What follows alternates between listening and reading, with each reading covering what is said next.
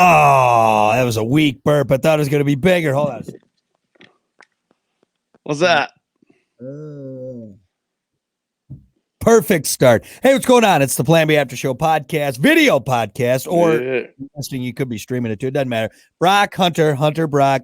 Welcome to it. Let's get right to it. It's Friday. I want to get this done so I get the fuck out of here and go. You sound a little antsy. What are you angry? Of course. This morning, if anybody caught the show or if you just watch, everything that can go wrong always goes wrong on Friday. All right. We're trying to work ahead, get some stuff done. So we're not here for hours and hours. And of course, everything goes wrong that could go wrong. I mean, I love it because I'm sitting here in my basement. I got breakfast cooking upstairs. I'm comfortable. There's a futon right there. I'm looking at it right. Oh, I hope you choke on that breakfast, and I hope you die on that futon. That's what I hope. All right. Well, we're going to get to it. It's time for fact and opinion. One awesome fact, one dumb opinion. Do what you want with it. We don't care. This one involves Vanna White. Vanna White actually flipped a letter in over 2 decades. Wheel of Fortune changed their set in 97, so the letters were computerized, not manual. And ever since then, she just touches the letters. What a fucking cherry gig she has had. Wow, dude, you know what she does? She just walks around, looks hot, and touches that thing. And dude, is somebody back there doing the letters? When she touches it, does it?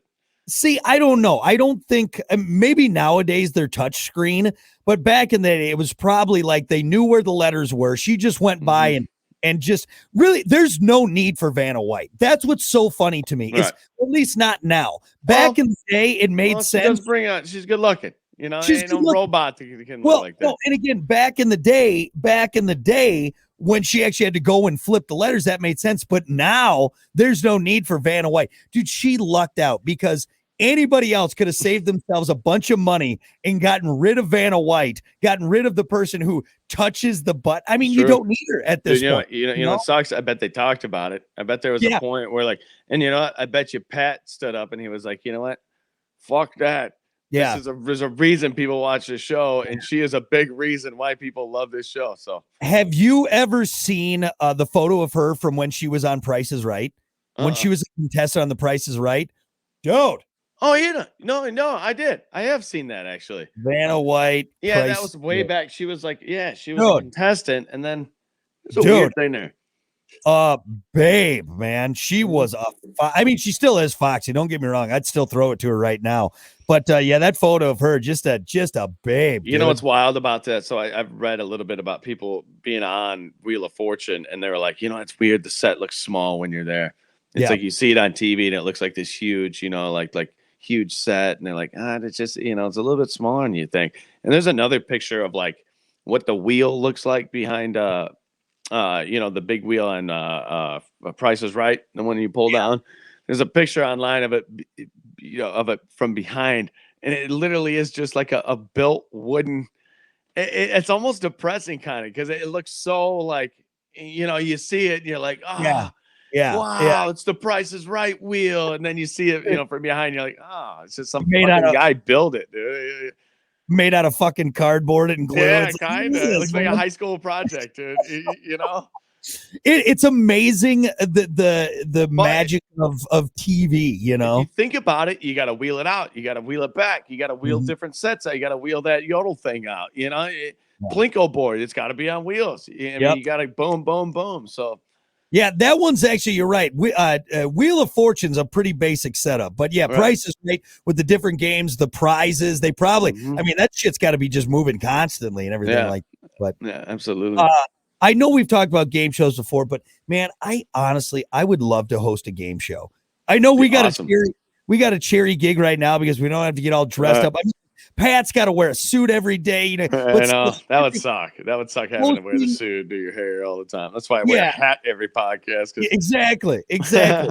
Hosting a game show that's got to be a fucking blast, man. That's got to be a fun. I mean, that's a job you can do drunk. That's a job you can do drunk, man. Which you were telling me they were drunk half the time. I remember reading this thing before, and Pat Sajak one time was like talking about an interview, and like back in like the 80s and 90s. So they do a bunch of tapings and then take like a lunch break and then do a bunch more, and that's how they do it. So they only work like 3 months and they get a bunch of tapings and they're done. Anyway, he was saying how him and Vanna would like go across the street from the studio to like TGI Fridays and get drunk during their 3-hour lunch and then smash come back on margaritas and come back. Yeah. He doesn't Wheel of remember, Fortune. doesn't remember any of the shows from the 80s and 90s. Yeah. That's funny, dude. Let's see here. I looked up some other Wheel of Fortune facts. Let's see. I like that game show. Yeah. I can do that one. Jeopardy, I feel like a moron. You know, at least Wheel of Fortune, you know, I'm like, oh, okay, I can figure that out. Some of them are really off the wall, though. You know? Yeah, well, now it seems like we're trying too hard. Like, you look at the Game Show Network and it's like, there's too many. You know what I mean? Like that one that they basically just play blackjack. And it's like, is that really a game show? Do we need to have that game show? You know what I mean? Right, you know what I'm talking about? Right. Or even like, you know, it's a noun. You know, it's a thing they'll say at the bottom, you know, and I'm like, dude, that's so broad. You're talking about Wheel of Fortune. Sorry, I thought you were talking about like other. I could never get, dude. I would do so terrible at Wheel of Fortune. Like, and I know a lot of phrases. Well, you need to know how to spell. That's a first true. step. I'm a terrible speller. I'll take a Zawai. Did you say Zawai? Yeah, it's a. But yeah, there's some people too, like that get it. I mean, right away. My mom's really good at Wheel of Fortune. She's really good at that. So. I feel like all the older ladies, you know, they're good at stuff like that. You know, my grandma, like for instance, when we did that crossword at Pipestone Creek Golf the other day, we had like a halftime of golf, and there was just a crossword sitting there. Like, let's just start filling it out. We couldn't do it. We couldn't get anything. And this older lady comes over and literally like fills it out in like 5 minutes. We're just like looking at her like, what? How do you know all this stuff? She saw the puzzle earlier. She was fucking cheating. Right? She did it at home before she got Yeah. She's like, I just remember it. Well, it was incredible. I'm like, man, it's that old lady knowledge, man. You know? Well, see, you know, I think nowadays it's different because we have so much entertainment choices. Back then, your entertainment was Wheel of Fortune or The Price is Right, or you know what I mean? Yeah. Now, there's so much to watch. Like, you don't just go and Wheel of Fortune's on at 4. You know what I mean? Like, we don't do that anymore. We all stream and everything like that. So I think maybe just nowadays it's not as intriguing, or we're not as good at the puzzles as they used to be. You know, I don't know. I just find myself confused a lot. You know what? A fun game I like is Chain Reaction. It's on Game Show Network. We watch Game Show Network a lot. I think we're getting old, man. When that dinner's cooking, we're sitting at the dinner table. The Game Show Network's on, and a lot of times it's America Says, but I think I like Chain Reaction a lot. That's a fun game. Yeah. I don't think I've ever played that one. So you try to connect 2 words. So they give you a word on top, and then there's a word on bottom, and then there's like a bunch of blank spaces in between. And then you try to figure out how to connect the 2 words with other words. It's pretty neat. You know what game show needs a complete fucking reboot is Family Feud. Oh, yeah. Dude, I'm sick of it. It's terrible now. Sick of Harvey, huh? Well, it's not Harvey. It's the setup. It's like they're purposely trying to get. We might have talked about this at a different time, but like they make the most obvious like sexual answers possible. Oh, right. Just to get grandma to say lingerie or something. You know what I mean? They're trying to spice it up a little bit with Steve. Like, what's something that's common in the bedroom but out of place in the grocery store? And then you'll have grandma say like, well, your grandpa would say my lingerie. And it's like, oh my God. Right. Everyone loses it. And it's like back in the day, I think it was just, it wasn't so obvious. You know what I mean? Like they weren't trying to be edgy. It just, because then when it was edgy, it was great. It was even better. But now it's like, right. Yeah, I didn't particularly like Richard Karn, though, in Family Feud. I liked him better as Ale in Home Improvement. Yeah, know? Richard, he wasn't bad. Honestly, the best was Louis Anderson, dude. Louis was that dude. Louis was the fucking best. He's always leaning up on the thing and hardly stand.